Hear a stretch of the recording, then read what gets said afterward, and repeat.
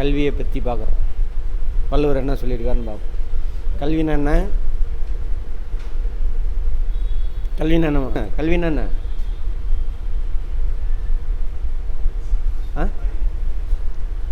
அப்படின்னா என்ன?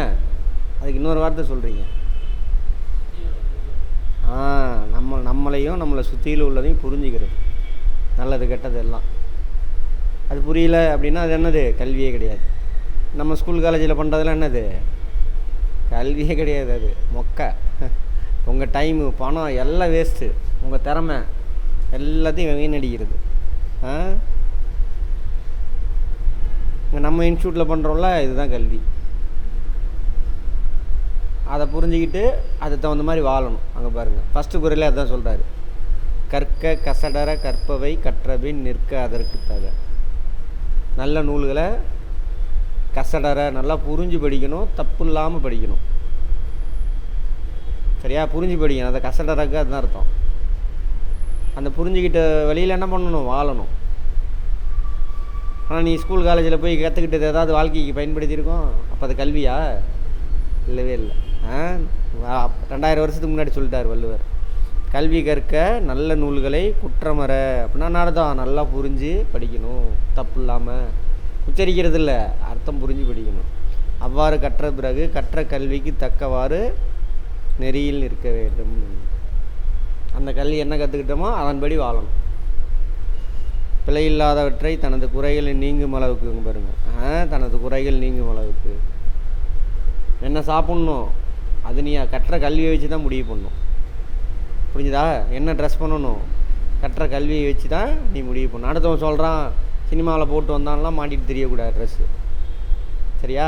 நம்ம சூழ்நிலைக்கு கிளைமேட்டுக்கு என்ன மாதிரி பண்ணணும், என்ன சாப்பிடணும் அப்படின்னு நீ டிசைட் பண்ணி பண்ணணும். சரண்ராஜ் தெரிகிற மாதிரி வந்து உட்காருங்க. அப்படி அடுத்தது எண்ணென்ப எண்ணு ஏனை எழுத்தென்ப இவ்விரண்டும் கண்ணென்ப வாழும் உயிருக்கு. எண்ணும் எழுத்தும் ஒரு மனிதனுக்கு ரெண்டு கண்களை போன்றது அப்படிங்கிறாங்க. ஏன்? இப்போ ஒரு இடத்துக்கு போகிற, அங்கே யாருமே தேவையில்லை, எழுதி வச்சுருக்கான். சரியா? அதை படித்து புரிஞ்சுக்கிட்டு என்ன பண்ணலாம்? அதை தான் கண். புரிஞ்சுதா? அப்போ என்ன எழுத்துன்னு தெரியலை, அதுக்கு அர்த்தம் தெரியலை அப்படின்னாக்கா குருடன் அப்படிங்கிறாரு மறைமுகமாக. இப்போ என்னென்ப ஏனை எழுத்தென்ப, எண்ணும் எழுத்தும் ரெண்டும் தான் என்னது? கண்ணென்ப வாழும் உயிருக்கு. உயிரோடு வாழ்கிறவனுக்கு கண் எது? எண்ணும் எழுத்தும். அர்த்தம் புரிஞ்சிருக்கணும். சரியா? ரைட். கண்ணுடையர் என்பவர் கற்றோர், முகத்திரண்டு புண்ணுடையவர் என்பவர் கல்லாதவர். புரிஞ்ச அர்த்தம் பறிச்சவன? கற்றவன் கற்றவனுக்கு தான் கண் இருக்குன்னு அர்த்தம். கல்வினா என்ன? நம்மளை சுற்றிலும் உள்ளதை புரிஞ்சிருக்கிறது. சரியா? நம்ம காலேஜ் போனவங்களாம் அவன்லாம் புண்ணுடையவன் தான். அவனுங்க எல்லாம் ஏதாவது ஒரு இதை கொடுத்து அர்த்தம் கேட்டிங்கன்னா தெரியாது, அவனுக்கு தெரியாது. நம்ம தானே? அப்போ அவனுங்களாம் என்ன இல்லை, கண்ணு கிடையாது, புண்ணு தான் இருக்குன்றார் அவர். முகத்திரண்டு புண்ணுடையர் கல்லாதவர். சரியா? சும்மா பேருக்கு நான் எம்ஏ முடிச்சிட்டேன், ஒன்று என்னை சுற்றி நடக்கிற எதுவுமே தெரில. சிஎம்னா யாருன்னு தெரில, கவர்னர்னா யாருன்னு தெரில, பிரபஞ்சம்னா என்னன்னு தெரில, பூமினா என்ன, எதுவுமே தெரில. அவன் கல்வி கட்டுறவனா? இல்லை. ரைட். அடுத்தது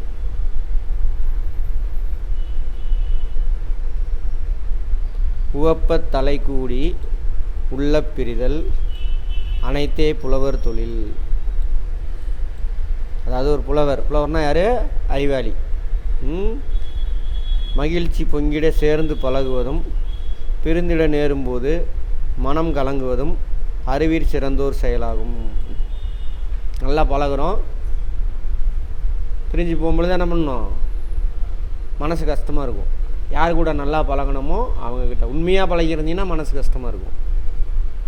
சும்மா இங்கே இப்போ பழகிறதெல்லாம் இது போலி பழக்கம், ஏதோ வராங்கதிக்கு பேசுகிறோம் போகிறோம். உண்மையாக பழகினா என்ன ஆகும்? மனசு கஷ்டப்படும். அது யாரோட தொழிலாமா? புலவரோட, அறிவுடைய புலவரோட தொழில் அப்படிங்கிறாரு. அறிவீர் சிறந்தவங்க. புலவருங்கிறது அறிவீர் சிறந்தோர். உவப்ப தலைக்குடி. உவப்பனா நல்லா உள்ள மகிழ்ந்து மகிழ்ச்சியோட தலைக்கூடி நல்லா பழகுவாங்க. உள்ள பிரிதல். பிரிய நேரும் பொழுது என்ன பண்ணுவாங்க? கஷ்டப்படுவாங்க. அனைத்தே புலவர் தொழில். புலவர்னா அறிவாளி அப்படிங்கிறார் இவர். உடையார் முன் இல்லார் போல் ஏக்கற்றும் கற்றார் கடையரே கல்லாதவர். உடையார் முன் இல்லார் போல். பொருள் இருக்கிறவன்ட்ட இல்லாதவன் எப்படி இருப்பான்? பணிஞ்சு நின்று அந்த பொருளை வாங்கிட்டு போவான். சரியா? ஏக்கற்றுங். அதே மாதிரி என்ன பண்ணணும்? கல்வியும் கற்றுக்கணும். அறிவு இருக்கிறவன்ட்ட என்ன பண்ணணும்? பணிவாக நின்று அவன்கிட்ட கேட்டு கற்றுக்கணும். நீ தான் கேட்கணும். யார் கேட்குறீங்களோ அவங்களுக்கு தான் சொல்லித் தருவேன். கேட்காதவன் நான் எப்படி சொல்லித் தருவேன்? டெய்லி சொல்கிறேன். நான் என்ன சொல்கிறேன்? கேளுங்க, டவுட் இருக்கா, கிளாஸ் முடிக்கும்போது அப்படி தான் நான் முடிச்சுட்டு இருக்கின்றேன். நான் உனக்கு தெரியும், புரிஞ்சுக்கிட்ட, புரியலை அப்படின்னு எனக்கு எப்படி தெரியும்? திரும்ப திரும்ப சொன்னாலும் உனக்கு போர் அடிக்கும். அதே நீ கேள்வி கேட்டுட்டு அர்த்தம் புரியல வந்து கேட்டிங்கன்னா சொல்லித் தருவேன். அது எப்படி கற்றுக்கணுமாம்மா? அது மாதிரி பணம் இருக்கிறவன்ட்ட பணம் இல்லாதவன் எப்படி போய் பணிவாக நின்று அதை வாங்குறானோ, அப்பா கிட்ட போய் பணம் கேட்குற எப்படி கேட்ப? பணிவாப்பா, பணம் அங்கே போகணுப்பா நீனு அப்படியே பம்மரது பார்த்தோன்னா கண்டுபிடிச்சிடுவார். பையன் பொண்ணு காசு கேட்க தான் வந்திருக்காங்க அப்படின்னு. மற்ற நேரத்தில் அப்படி தெனாவட்டாக போவோம். அந்த மாதிரி இருக்கக்கூடாது. சரியா? பணிவாக இடத்துக்கு தகுந்த மாதிரி அந்த டைமிங். இப்போ நான் அப்புறம் சொல்லி தரேன்னாலும் விட்டுட்டு போயிடணும். அப்புறம் திரும்ப கேட்கணும். அதோட விட்டுறக்கூடாது. கேட்டு கற்றுக்கணுங்கிறார் யார்? வள்ளுவர். சரியா? அப்படி பணிவாக போய் நின்று அறிவுள்ளவன்ட்ட உள்ள அறிவை நீ கற்றுக்கல அப்படின்னாக்கா நீ கல்வியறிவு இல்லாதவன் அப்படிங்கிறார். செல்வர் முன் வறியவர். வறியவனா எளியவர்னு அர்த்தம். நிற்பது போல். கற்றவர் முன் ஏங்கி தாழ்ந்து நின்றும் கல்வி கற்றவரே உயர்ந்தவர். அப்படி கல்லாதவன் யார்? இழிவானவன், முட்டா பையன் அப்படிங்கிறார். நம்மளை தான் சொல்கிறாரு. அடுத்தது, அறிவுடையார் முன் அறிவில்லாதவர் போல் தாழ்ந்து நின்று மேலும் கற்றுக்கொள்பவர்களின் ஆர்வத்தை கற்றுக்கொள்ளாதவர்கள் கடைநிலை மாந்தராக கருதப்படுவார்கள். புரியுதா? தொட்டனைத்து ஊறும் மணற்கேணி மாந்தருக்கு கற்றனைத்து ஊறும் அறிவு. மணற்பாங்கான இடத்துல இருக்கக்கூடிய கிணறு, அது எவ்வளோ ஆழமாக தோன்றமோ அந்த அளவுக்கு தண்ணி ஊறும். ஆமாம் தானே? நிறையா தண்ணி கிடைக்கும். ஆழம் கம்மியாக இருந்தால் கம்மியாக தான் தண்ணி கிடைக்கும். அது மாதிரி எந்த அளவுக்கு நீ படிக்கிறியோ அந்த அளவுக்கு என்னது? அறிவு வளரும். படிச்சுக்கிட்டே இருக்கணும், நிறுத்திடக்கூடாது, கற்றுக்கிட்டே இருக்கணும். இப்போ கம்ப்யூட்டர் வந்துச்சு, அது என்ன ஏது அப்படின்னு கற்றுக்கணும். இல்லை நான் எங்கள் காலத்தில் கம்ப்யூட்டரில் எனக்கு டைப் எனக்கு நான் கற்றுக்க மாட்டேன்னா இப்படி உட்காந்துருக்க வேண்டியது தான். அடுத்து ஏதாவது புதுசு வரும், ஸ்மார்ட் ஃபோன் வரும், அடுத்து இன்னும் வேறு ஏதாவது வரும், கற்றுக்கிட்டே இருக்கணும். அடுத்த புதுசு ஏதாவது கண்டுபிடிப்பானுங்க நம்மளை பற்றி. இது வரைக்கும் படிச்சிருக்கோம்ல, அதுக்கு மேலே என்ன ஏதாவது கண்டுபிடிப்பான். அதெல்லாம் இதில் வரும். புதுசாக கண்டுபிடிக்கிறாங்களா, அதெல்லாம் இதில் வரும். நியூஸ் பேப்பரில் வரும். நியூஸ் பேப்பர் படிக்கணும், படிக்காமல் இருக்கக்கூடாது. புரிஞ்சா? அதுதான் சொல்கிறாரு. மணலில் உள்ள கேணியில், கேணினா கிணறுன்னு அர்த்தம், தோண்டிய அளவிற்கு நீர் ஊறும். அதுபோல் மக்களின் கற்ற கல்வியின் அளவிற்கு அறிவு ஊறும். யாதானும் நாடாமல் ஊறாமல் என்னொருவன் சாந்துணையும் கல்லாதவாறு. கல்வி கற்றவனுக்கு எந்த நாடும் அவன் நாடு மாதிரி தான், எந்த ஊரும் அவன் ஊர் மாதிரி தான் எடுத்துக்குவான். கல்வி கற்றவனுக்கு எங்கே போனாலும் அவனுக்கு என்ன ஆகும்? சிறப்பு கிடைக்கும். கல்வியாளர்லாம் நிறைய நம்மளை சுற்றியில் உள்ளது புரிஞ்சு வச்சுருக்கான்ல. அப்படி இருக்கும் பொழுது இவனுங்களாம் ஏன் கல்வி கற்றுக்க மாட்டேங்கிறானுங்க அப்படின்னு கேட்குறாங்க. கல்வினா மொழி கற்றுக்கிறது அது இல்லை, என்னது? நம்மளை சுற்றியில் உள்ளதை புரிஞ்சு வச்சுக்கிறது. ஓகேவா? கற்றவனுக்கு தன் நாடும் ஊரும் போல வேறு எதுவாயினும் நாடாகும் ஊராகும். வேறு எந்த நாடும் அவனோட நாடு அவனோட ஊர் மாதிரியே இருக்கும். ஆகையால் ஒருவன் சாகும் வரையில் என்ன பண்ணுது? கல்லாமல் கழிப்பது ஏன்? சரியா? இதெல்லாம் அந்த வாட்ஸ்அப்பில் வரக்கூடிய ரீல்ஸு ஷார்ட்ஸை பார்த்துட்டு அதில் அரைகுறையாக வருது ஃபேக்ட்டு, அதை வச்சுட்டு சுற்றிட்டு தரானுங்க நான் அறிவாளி அப்படின்னு. அது கிடையாது. அதில் வர்றது உண்மையாக பொய்யான்னு கண்டுபிடிக்கவே என்ன வேணும்? அறிவு வேணும். அதுக்கு டெய்லி படிக்கணும். யாதானும் எந்த நாடாக இருந்தாலும் நாடாமல் ஊராமல், எந்த நாடாக இருந்தாலும் ஊராக இருந்தாலும் என்னொருவன் சாந்துணையும் கல்லாதவாறு. அது அவன் ஊர் தான், யாதானும் அவன் நாடு தான். யாருக்கு? கல்வி கற்றவனுக்கு. அவன் ஊர் மாதிரியே இருக்கும். அப்படி இருக்கும் பொழுது ஏன் கல்லாமல் இருக்கிறானுங்க? புரியுதா? சாந்துணைன்னா என்ன இருப்போம்? சாகும் வரையில் கற்றுக்கிட்டே இருக்கணும். சாந்துணைனா சாகு வரையிலும் கல்லாமல் இருக்கிறாங்க. ஏன்? கற்றுக்கோங்கிறார். அடுத்தது கற்றுக்கிறேன்னு அர்த்தம், அதுக்கு அர்த்தம் புரியணும். ஏதோ ஃபேக்டை வச்சுக்கிட்டு சுற்றிக்கிட்டு இருக்கக்கூடாது. ஆமாம். ஒருமைக்கண் தான் கற்ற கல்வி ஒருவர் எளிமையும் ஏமா புடைத்து. மற்றவங்களாம் விட்டுருங்க, இவர் சொல்கிறார். ஏன்னா இவர் வந்துட்டு மதம் சாராதவர், அதாவது கடவுள் இதெல்லாம் சாராதவர். அவர் சொல்கிறார் பாருங்க, ஒரு தலைமுறையில் பெரும் கல்வியானது 7 தலைமுறைக்கும் பாதுகாப்பாக அமையும். ஆமாம் தானே?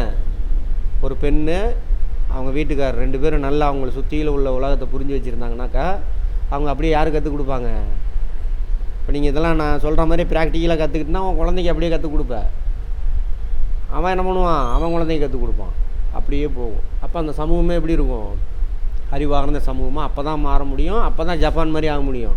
இன்றைக்கி இருக்கிற நம்ம செட்டப்பில் என்றைக்குமே விளங்காது நம்ம நாடு. ஆமாம் தானே? ஏதாவது ஸ்கூல் புக்கிலேருந்து கற்றுக்குறோம், கேள்வி கேட்குறோம், எது சம்மந்தமே இல்லை. அது சொல்லி கொடுத்தாலும் என்ன பண்ணுறானுங்க? இந்த ஆள் ஓவராக சொல்லித்தரான். அப்புறம் வேறு ஏதாவது ஒரு, ஏன்னா அவனுக்கு படிக்கிறதுக்கு விருப்பம் இல்லை, மனப்பாடம் பண்ணுறதுக்கு தான் விருப்பம். இது என்ன பண்ணுறது? நம்மக்கிட்டே கற்றுக்கிட்டு நம்மளே பேசுகிறது. தப்பா சரி தொலையுது. அப்படிலாம் இருக்கக்கூடாது, பார்த்துக்கங்க. அடுத்தது, ஒருமை கண் தான் கற்ற ஒருவன் இந்த பிறவியில் அவன் கற்றுக்கிட்ட கல்வி எளிமையும் ஏமா புடைத்து. 7 தலைமுறைக்குன்னா அவனுடைய தலைமுறைக்கு அது கடத்தப்படும். அந்த சமூகம் நல்லாயிருக்கும். இவங்க என்ன பண்ணால் 7 பிறப்பிலும் உனக்கு உதவும். ஏன்னா அந்த காலத்தில் என்ன சொல்கிறான்? நிறைய பிறவி இருக்குதுன்னு சொல்கிறான்ல, அதனால் நிறைய பிறவி வச்சு சொல்கிறாங்க. மேலவங்க இருக்குது, சொர்க்கம் நரகத்துக்கு போயிட்டு ரிட்டன் பிறப்பான். அதெல்லாம் பழைய கதை. சூரியன் வரைக்கும் நமக்கு கண்ணு தெரியுது. நடுவில் எங்கே இருக்குது சொர்க்கம் நரகம்லாம்? எங்கேயுமே இல்லை. பழசையாக பிடிச்சி தொங்கிக்கிட்டு கிடக்கணும். அதான் புதிய உரை எடுத்துக்கிறோம். 7 தலைமுறைக்குன்னா அவன் பாதுகாப்பாக அமைக்கணும். கற்றுக் கொடுப்பாங்க. அவனும் நல்லா இருப்பான், அவன் பையன் பேரன் எல்லோரும் நல்லா இருப்பான். அடுத்தது, தாம் மின்புருவ துளையின் புறக்கண்டு காமுருவர் கற்றறிந்தார். தாம் இன்புறுவதற்கு காரணமான கல்வியால் உலகமும் இன்புறுவதைக் கண்டு கற்றறிந்த அறிஞர் மென்மேலும் அக்கல்வியையே விரும்புவர். தாம் இன்புறுவ துலகின் புறக்கண்டு, தான் இன்புறுவது மாதிரியானது இந்த உலகமும் இன்புறுகிறது. எதனால்? கல்வி கற்றுக்கிறதுனால. ஸோ அவங்க என்ன பண்ணுறாங்க? மேலும் மேலும் என்ன எதை விரும்புவாங்க? கல்வியை தான் விரும்புவாங்க. காமுருவர் கற்றறிந்தார். தமக்கு இன்பம் தருகின்ற கல்வியறிவு உலகத்தாருக்கு இன்பம் தருவதைக் கண்டு அறிஞர்கள் மேலும் மேலும் பலவற்றை கற்றிட விரும்புவார்கள். காமுருவர் கற்றறிந்தார், கற்றறிய விரும்புவாங்க அப்படின்னு அர்த்தம். அடுத்தது, கேடில் விழிச்செல்வம் கல்வி ஒருவருக்கு மாடல்ல மற்றவை அவை. மாடல்னா இந்த இடத்துல செல்வம். ஓகேவா? நம்மளாம் இப்போ இது புரிஞ்சு படிக்காதனால அந்த கூமுட்டை இனங்களாம் என்ன ஆயிடுறானுங்க? தலைவராயிடுறானுங்க. ஊனு கற்றுனானுங்கன்னு வச்சுக்கோங்க. இளைஞர்கள்லாம் ஒன்று சேர்ந்துறான் பின்னாடி. கேடில் விழிச்செல்வம் கல்வி ஒருவருக்கு மாடல்ல மற்றவை அல்ல. இருக்கிறதுலே சிறந்த செல்வம் எது சார் அப்படின்னா கல்வி தான். மற்ற செல்வம்லாம் அப்புறம்தான் அப்படிங்கிறாரு. ஒருவருக்கு அழிவில்லாத, அதான் கேடு இல்லாத சிறந்த செல்வம் கல்வியே. விழிச்செல்வம்னா சிறந்த செல்வம். கல்வியை தவிர மற்ற பொருட்கள் மாடல்ல மற்றவை. ஆமாம், செல்வம் அல்ல. செல்வமே இல்லைன்ட்டார், மற்றது எதுவுமே. அப்போ அழியாத செல்வம் உனக்கு எது? கல்வி தான் சொன்னாங்களா?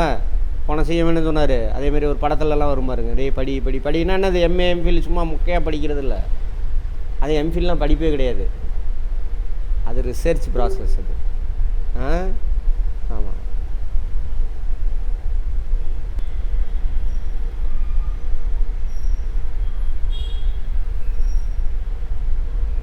அதிகாரம் 40 கல்வி. பொருட்பாலில் வருது. கற்க கசடர கற்பவை கற்றபின் நிற்க அதுக்கு நல்ல விஷயங்கள் என்ன பண்ணும், நல்லா புரிஞ்சு கற்றுக்கணும். அதான் கற்க கசடர, தவறில்லாமல் புரிந்து கற்றுக்கணும். கற்றதுக்கப்புறம் அதை நம்ம வாழ்க்கையில் அப்ளை பண்ணணும். நிற்க அதற்கு சரியா. அடுத்தது எண்ணென்ப ஏனை எழுத்தென்ப இவ்விரண்டும் கண்ணென்ப வாழும் உயிருக்கு. வாழக்கூடிய மனிதனுக்கு கண் எதுவாமா, எண்ணும் எழுத்தும்.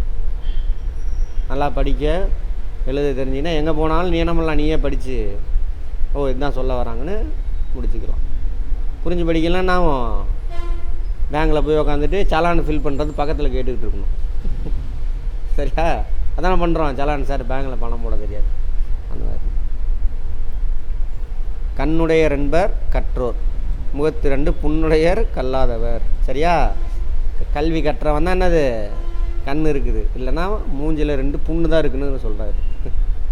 அடுத்தது உவப்ப தலைக்கூடி உள்ள பிரிதல். உவப்ப தலைக்கூடி, உவப்புனா மகிழ்ந்து உட்காந்து பேசி நட்பு பாராட்டி எல்லாம் பண்ணுறது. உள்ள பிரிதல் அனைத்து. பிரியும் பொழுதுன்னாவும் மனம் கலங்குவாங்க. அதான் யாராமா, அறிவார்ந்தவங்களோட செயல் அப்படின்னா அர்த்தம். நல்லா மனம் விட்டு பழகிறது. ஆமாம், உண்மையாக பழகிறது. உண்மையாக பழகினா பிரியும் பொழுதுன்னா அவன் கஷ்டமாக தான் இருக்கும். அது அந்த ஷார்ட் பீரியடில் 2 பேரும் மனம் விட்டு பேசிட்டாங்கன்னு வச்சுக்கோங்க, பிரியும் பொழுது கஷ்டப்படுவாங்க. இப்போ வந்துருச்சு, ஃபோன் வந்துருச்சு, நம்பர் கம்பர் வாங்கிக்கலாம். அப்போல்லாம் கஷ்டம், திரும்ப என்றைக்கு பார்ப்பாங்கன்னே தெரியாது. சரியா, பழிப்போக்கர்கள் வருவாங்க, சத்திரத்தில் தங்குவான், பழகுவாங்க, காலையில் எழுந்திரிச்சு ஓடிடுவானுங்க. அவன் ஒரு பக்கம் ஓடிடுவான், அவன் ஒரு பக்கம் ஓடுவான். அப்போ பிரியும் பொழுது நான் உண்மையாக பழகியிருந்தானா மனசு கஷ்டப்படும். உடையார் முன் இல்லார் போல் ஏக்கற்றும். செல்வம் இருக்கிறவன் முன்னாடி இல்லாதவன் எப்படி நிற்கிறானோ அது மாதிரி என்ன பண்ணும், அறிவாளிகிட்ட போய் உக்காந்து பணிவோடு கற்றுக்கணும். சரியா, கற்றார் கடையரே, அவன் தான் கற்றார். கல்லாதவன் என்ன பண்ணுவான், அந்த வேலையை செய்ய மாட்டான். இவன் முன்னாடி போய் நம்ம போய் கேட்கணுமா, கூச்சை போட்டுக்கிட்டோ அல்லது ஈகோ பிடிச்சிக்கிட்டோ வராமல் இருப்போம். அப்படி இருக்கக்கூடாது. சரியா, வந்து கேட்கணும். தொட்டனை தூரம் மணற்கேணி மாந்தருக்கு கற்றனை தூரும் அறிவு. எந்த அளவுக்கு மணற்பாங்கான இடத்துல கிணறு இருக்குது, எந்த அளவுக்கு ஆழமாக தோன்றமோ அந்த அளவுக்கு அறிவு வளரும். சரி, அந்த அளவுக்கு தண்ணி ஊறும். அது மாதிரி நூறுகள் கற்க கற்க கற்க அறிவு வளரும். கற்கனா என்ன அர்த்தம், புரிஞ்சுக்கிறது, மனப்பாடம் பண்ணுறது இல்லை. யாதானும் நாடாமல் ஊறாமல் என்னொருவன் சாந்துணையும் கல்லாதவாறு. கற்றவனுக்கு எல்லா ஊரும் அவன் ஊர் தான், எல்லா நாடும் அவன் நாடு தான். சரியா, அப்படி இருக்கும் பொழுது ஏன் சாகிற வரைக்கும் சாந்துணையும் சாகிற வரைக்கும் ஏன் கல்லாமல் இருக்காங்க அப்படின்னு கேட்குறாரு. என்னொருவன் ஒருமைக்கண் தான் கற்ற கல்வி ஒருவர் எளிமையும் ஏமா புடைத்து. ஒருவன் பெற்ற கல்வி, இவங்க 2 பேரும் இந்த ஜென்மத்தில் கற்ற கல்வி 7 ஜென்மத்துக்கு உதவும் அப்படிங்கிறாங்க. அதே கலைஞர் என்ன சொல்கிறாரு, நீ கற்ற கல்வி உன்னோட 7 தலைமுறைக்கு என்னாகும், நின்று அவங்கள காக்கும். சரியா, அறிவு கொடுத்துட்டாங்கன்னா என்ன ஆகும், அதை ஃபாலோ பண்ணுவான், நல்ல வாழ்க்கை வாழ்வான், அந்த சமூகமே சூப்பராக இருக்கும் அப்படிங்கிறார். ஒருமை கண் தான் கற்ற கல்வி ஒருவர் எளிமையும் ஏமாது. எளிமைன்னா 7 சேர்ந்து வரும் பொழுது அப்படி வருது. தாமின் புருவ துலகின் புறக்கண்டு காமுருவர் கற்றறிந்தார். தான் கல்வி கற்கிறது மூலிமா அவன் அடைகிற அந்த இன்பம் இருக்கு இல்லையா, அது மாதிரி கல்வி கற்றுக்கிற எல்லா உலகத்தாரும் இன்பம் அடைவாங்க. அதனால் கற்றோர் என்ன பண்ணுவாங்க, மேலும் மேலும் படிச்சுட்டே தான் இருப்பாங்க, படிக்காமல் இருக்க மாட்டாங்க. சரியா, ரைட். காமுருவர் கற்றறிந்தார். புறங்கண்டு தாமின் புருவ இன்பம் உறுதல். அர்த்தம் இருக்கா, இன்பம் உறுதல், தான் இன்பம் உறுதல், துலகின் உலகத்தில் இருக்கக்கூடிய மற்றவங்களும் இன்பம் உறதை கண்டு காமுருவர் கற்றறிந்தார். கற்றறிந்த என்ன பண்ணுவான், படிச்சுக்கிட்டே இருப்பான் சாவர வரைக்கும். கேடில் விழுச்செல்வம் கல்வி ஒருவருக்கு மாடல்ல மற்றவை அல்வ. கேடு இல்லாத சிறந்த செல்வம் கேடுன்னா கேடு இல்லாத, அழியாத. கேடு மீன்ஸ் அழியாத சிறந்த செல்வம் கல்வி தான் ஒருத்தனுக்கு. மற்றவையெல்லாம் என்ன கிடையாது, செல்வமே கிடையாது. மாடல்ல மற்றவை அவை. அடுத்தது புரிஞ்சுக்கங்க, மனப்பாடம் பண்ணாதீங்க. பார்த்தோன்னே அந்த ப்ராப்பராக அந்த 3 ரிவிஷன் பண்ணுங்கள். 1 மாதம் பண்ணி பாருங்கள். பார்த்தோன்னா ஞாபகம் வந்துடும். கஷ்டம்லாம் பண்ணவே வேணாம். நிறைய பேர் நினச்சிக்கிட்டு இருக்காங்க கஷ்டப்பட்டு தான் படிக்கணும். காலையில் எழுந்திரிச்சு குளிச்சுட்டு ஜில்லுன்னு தண்ணியை ஊற்றிட்டு பட்டையை போட்டு சாமியை கும்பிட்டுவிட்டு அப்புறம் எந்திரிச்சு உட்காந்து விளக்கு போட்டு உட்காந்து படித்து டெய்லியும் படிக்கணும். அதெல்லாம் கிடையாது. நான் சொல்கிறேன் அந்த 3 ரிவிஷனு வார்த்தைக்கு அர்த்தம், அதை புரிஞ்சு படிச்சுட்டே வாங்க. அப்படி எடுத்து பார்த்தோன்னா ஞாபகம் வரும். இல்லைனா அப்புறம் என்னைய கேளுங்க. செய்யலைன்னா நான் பொறுப்பு கிடையாது, நீங்கள் தான் செய்யணும். அந்த ஷெட்யூல்லாம் போட்டிங்களா கூகுள்? எடுத்துகிட்டு வந்து காமிங்க. நீங்கள் எழுதிட்டு வந்துருக்கீங்களா? வந்து காமிக்கணும். இப்போ இந்த தமிழ் கிளாஸ் முடிஞ்சோடனே